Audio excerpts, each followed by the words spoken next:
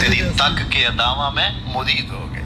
اس بوڑھی عورت کا قصہ بھی آپ نہیں بھول سکتے جو گھر کا سامان باندھ کے اپنے دروازے پہ بیٹھی ہوئی تھی اور اس نے سنا تھا مکے میں ایک جادوگر آیا ہے جسے ملتا ہے اس کا دین چھین لیتا ہے. کہیں ایسا نہ ہو کہ کہیں اس سے ملاقات ہو جائے اور وہ دین ہی میرا چھین لے. مجھے شہر چھوڑ دینا چاہیے. گھر کے تھڑے کے اوپر سامان باندھ کے بیٹھی ہے. حضور بھی گزرے. اس نے دیکھا تو کہا بھتیجے یہ سامان میرے سر پہ رکھ دے. حضور نے سامان اٹھایا. دیکھا تو بوجھل تھا, وزنی تھا, اور بڑھیا کو دیکھا تو کمزور تھی. تو کہا کہ بڑھیا اگر چاہو تو جہاں چاہتی ہو میں خود نہ چھوڑا ہوں. اس نے کہا اس سے بڑی مہربانی کیا ہوگی. حضور نے سامان اٹھایا ہوا ہے اور بڑھیا سے باتیں بھی کرتے جا رہے ہیں. تو بڑھیا کو کہا کیوں جا رہی ہے. اس نے کہا کہ سنا ہے یہاں ایک جادوگر ہے جو لوگوں کا دھرم لوٹ لیتا ہے, لوگوں کا دین لوٹ لیتا ہے. میں نے ساری زندگی بتوں سے وفا کی ہے. میرے آبا و اجداد نے بتوں سے وفا کی ہے. میں چاہتی ہوں دین اجداد ہاتھ سے چھوٹ نہ جائے. آخر اس شہر میں رہتی ہوں کہیں مل نہ جائے.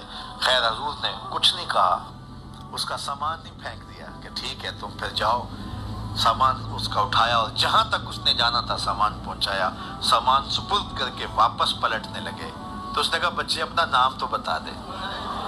لوگ کہیں گے کہ مکہ چھوڑ آئی ہو تو بتاؤں گی ایک جادوگر کے دکھ سے چھوڑ آئی ہوں.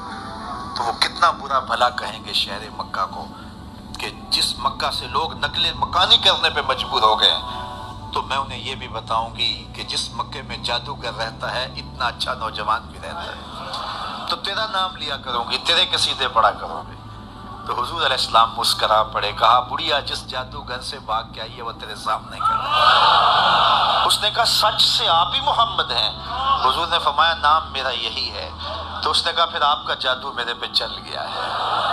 اللہ اکبر. تیری تک کے ادامہ میں مرید ہو گئی. لوگوں کی خدمت کریں, بوڑھوں کے کام آئیں, دکھیوں کے کام آئیں, مصیبت زدہ کے کام آئیں. حضور یتیم ہو کے یتیم پرور تھے, لاچاروں کی مدد کرتے, لوگوں کے گھروں میں پانی بھر کے دے دیتے اور دکھیوں کے کام آ جاتے اور مصیبت زدوں کے کام آ جاتے.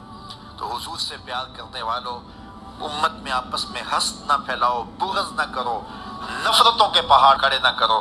ایک دوسرے سے پیار کرو, جڑو, امت وحدہ بنے اور اپنے ماحول کو, اپنی معاشرت کو ایک خوبصورت معاشرت کا رنگ دو اور اپنی زندگی کو حضور کے نام کر دو. حضور علیہ السلام کی محبت سے معاشرے کے دکھ جو ہے وہ سمیٹے جا سکتے ہیں. آقا کریم علیہ السلام نے محبت سے ہی معاشرت کو جو ہے وہ اپنے قریب کیا اور لوگ ایمان کی دولت سے مالا مال ہو گئے.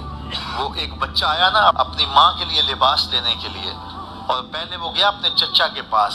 اس کی ماں بیوہ تھی اور اس کا لباس پھٹ گیا تھا, اور وہ اپنے چچا کے پاس گیا تو اس نے دھتکار دیا. ماں نے اس کو روکا تھا بیٹا نہ جانا, لیکن اس نے کہا کہ تیرے بدن کے اوپر جو لباس ہے وہ بھی پھٹ گیا ہے اور جگہ جگہ سے جسم جھلک رہا ہے, تو میں اپنے چچا سے آپ کے لیے لباس لے کے آتا ہوں. پھر جو رویہ اس نے اختیار کیا تو واپس روتا ہوا آ رہا تھا. تو کسی نے راستے نے پوچھا کہ کیا ماجرا ہوا. اس نے کہا چچا کے پاس گیا تھا ماں کے لیے لباس لینے, اس نے تو لا کے بھیج دیا. اللہ اکبر. تو اس نے کہا کہ جا سین حرم میں محمد نام کا ایک شخص بیٹھا ہوا ہے, اگر تو اپنا دکھڑا اس کے سامنے پیش کرے تو وہ امید ہے تمہیں رد نہیں کریں گے, لیکن سن لے ان کا دین کوئی اور ہے. اللہ اکبر. اپنے ماں کے پاس آیا تو ماں کو کہا کہ چچا نے تو لا کے بھیج دیا, لیکن آپ کی حالت مجھ سے دیکھی نہیں جا رہی. بچہ ابھی شعور کی منزلوں میں قدم رکھ رہا تھا, پہلے بہت چھوٹا تھا, اب اس کے اندر ایک جذبات تھے بچے کے اندر. تو ماں نے کہا کہ بیٹا نہیں ان کے پاس نہیں جانا, سنا ہے کہ جو ان سے ملے دین دھرم چھین لیتے ہیں اس کا. اللہ اکبر.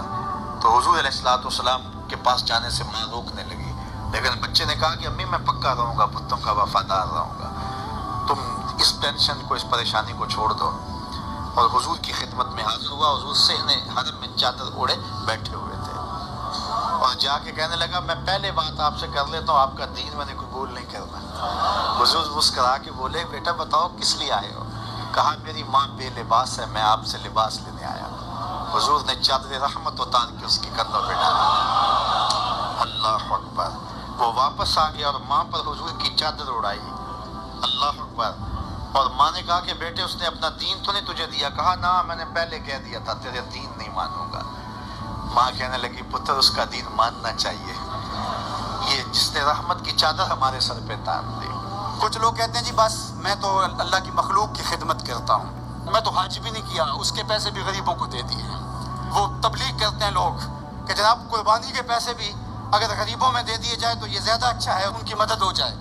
تو وہ اس خدمت خلق میں اتنا غلوف کر جاتے ہیں کہ وہ اسلام کے شعار کا مذاق اڑانے لگ جاتے ہیں, اور جو عبادت والے ہیں انہیں ہمسائے کو دیکھنے کا موقع بھی نہیں ملتا. اور آپ جانتے ہیں کہ جب ایک بستی کو برباد کرنے کا حکم دیا گیا تو کہا کہ یہاں تو ایک شخص رہتا ہے جس کا سر سجدے سے اٹھتا ہی نہیں.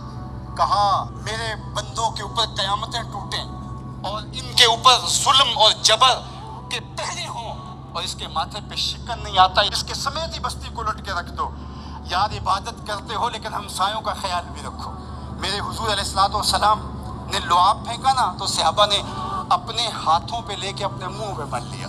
آپ نے عشق اور محبت کی لوگ داستانیں بڑی سنی ہوں گی.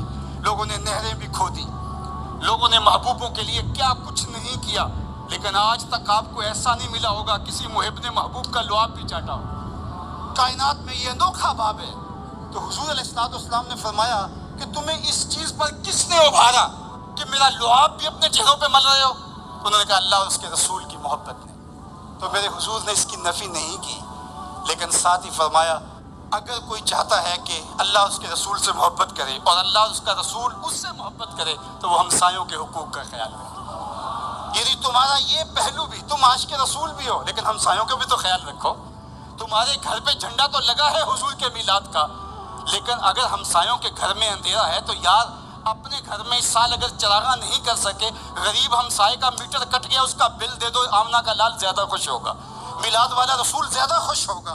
اس لیے دونوں پلڑے برابر رکھو.